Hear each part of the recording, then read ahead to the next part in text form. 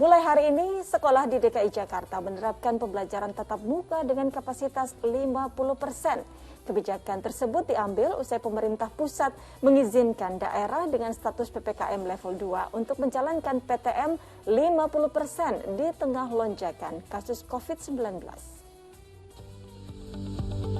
Jumat pagi, aktivitas pembelajaran di Sekolah Menengah Atas Negeri 23 Jakarta masih terlihat berlangsung, meski dengan kapasitas 50% mengikuti keputusan yang diambil oleh pemerintah pusat. Dalam penerapan PTM 50% ini, pihak sekolah menghimbau seluruh siswa tetap mengikuti pembelajaran setiap hari selama 5 hari, namun kehadiran para murid di sekolah diatur secara bergilir. Kebijakan yang kami ambil di SMA 23 untuk minggu pertama ini kita mengambil nomor absen 1 sampai 18 untuk masuk selama 5 hari ke depan. Nah, minggu depannya 5 hari ke depannya lagi. Jadi itu setiap 5 hari. Jadi 5 hari anak di sekolah, separuh 5 hari mereka di rumah. Ya, keputusan PTM dengan kapasitas 50% ini diambil usai pemerintah pusat melalui Kementerian Pendidikan dan Kebudayaan Riset dan Teknologi mengeluarkan surat edaran yang berisikan bahwa daerah PPKM level 2 diberikan diskresi untuk menyesuaikan PTM dari kapasitas 100% menjadi 50%. Namun demikian, hasil diskusi rundingan dengan pemerintah pusat akhirnya diputuskan, kami sudah bersurat juga, komunikasi lisan juga, diputuskan 50%. Protokol kesehatan ketat seperti pemeriksaan suhu tubuh, mencuci tangan, wajib menggunakan masker dan menjaga jarak antar siswa. Tentu diperlukan agar PTM bisa berjalan baik dan aman di tengah melonjaknya kasus COVID-19. Seperti ini situasi pembelajaran tatap muka dengan kapasitas 50%. Jadi dalam satu kelas hanya diisi oleh 18 hingga 20 siswa. Lalu dalam PTM 50% ini ada pengurangan jam pelajaran dari 6 jam menjadi 4 jam pelajaran saja. Meskipun sudah ada diskresi, namun semua ini kembali lagi kepada orang tua. Apakah akan mengizinkan izinnya mengikuti PTM atau PJJ? Dari Jakarta, Tianisa dan Ahmad Susanto melaporkan. Ya, tentu hal tersebut adalah keputusan sulit yang harus diambil dengan cepat agar laju penyebaran COVID-19 bisa segera dikendalikan. Ustaz, mungkin ada peribahasa yang sering menggambarkan kondisi saat ini, yaitu bagai makan buah si malakama, di mana orang tua banyak yang ingin kegiatan belajar mengajar dilakukan tatap muka, dan bukan hanya orang tua, siswa sendiri juga mengharapkan seperti itu. Namun kondisi memang sedang pandemi seperti ini. Bagaimana Ustaz At-Tabib melihat jalan tengah yang terbaik? Masya Allah, la haula wa la quwata illa billah. Ini bukan kemampuan kita dan tentu bukan keinginan kita. Bukan keinginan orang tua, bukan keinginan anak-anak, bahkan bukan keinginan pemerintah. Tapi keadaan inilah yang menjadi jalan tengah. Bagaimana pembelajaran tetap berlangsung, namun juga dijaga protokol kesehatan agar pembelajaran berlangsung dengan baik, tapi tidak menghadirkan bahaya untuk anak didik kita semuanya. Tentu sebagai orang tua wajib memaklumi keadaan yang demikian. Esensinya, wahai para orang tua, belajar dan mengajar tetap saja terjadi. Ada interaksi antara guru dengan murid meskipun via online. Ada pembelajaran, ada ilmu yang disampaikan, ada akhlak mulia yang dicontohkan. Selama esensi dari proses belajar mengajar itu dijalankan dengan baik, maka insya Allah tidak mengurangi dari keberkahan sebuah proses pembelajaran. Karena memang keadaan inilah yang memungkinkan baik guru, orang tua, atau pihak sekolah untuk mencari cara teknis yang terbaik agar pembelajaran itu tetap berlangsung. Agar anak itu dapat mendapatkan ilmu yang bermanfaat, ada kemudian capaian-capaian yang diinginkan oleh pihak sekolah, termasuk oleh orang tua. Kita harus yakin bahwa manakala kita memenuhi semua unsur-unsur dalam pembelajaran, maka berarti kita sudah menjalankan amanah sebagai orang tua agar anak mendapatkan tambahan ilmu, amanah sebagai guru untuk menyampaikan ilmu, amanah sebagai lembaga pendidikan untuk memberikan kebaikan-kebaikan kepada peserta didiknya.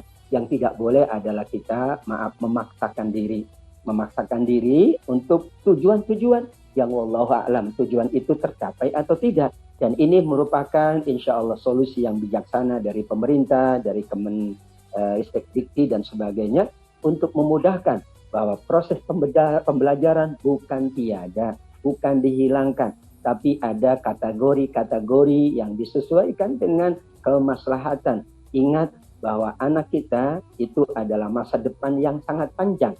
Jangan sampai anak kita dipaksakan untuk sesuatu yang notabene nanti mengganggu kehidupannya di masa yang akan datang, dan kita tidak ada yang tahu apa yang terjadi pada tahun-tahun yang akan datang. Kita ikuti protokol yang berlaku, kita ikuti kebijakan yang sudah ditetapkan. Insya Allah semuanya untuk kebaikan kita, anak-anak kita, dan untuk kebaikan kita semuanya, insya Allah.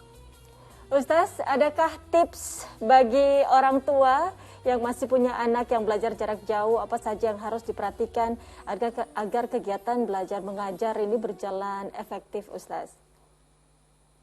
Ya, Mbak Utri, ini sesungguhnya menjadi ujian bagi orang tua. Karena orang tua memang sekarang diminta mendampingi. Bahkan mungkin waktunya lebih banyak bersama anaknya dibanding kalau anak itu offline di sekolah, langsung PTM ya. Di sini malah menjadi ujian. Namun ingat, menurut Syekh As-Sa'di rahimahullah, ujian mendampingi anak, ujian menyertai anak, ujian membersamai anak itu berbanding lurus dengan pahalanya.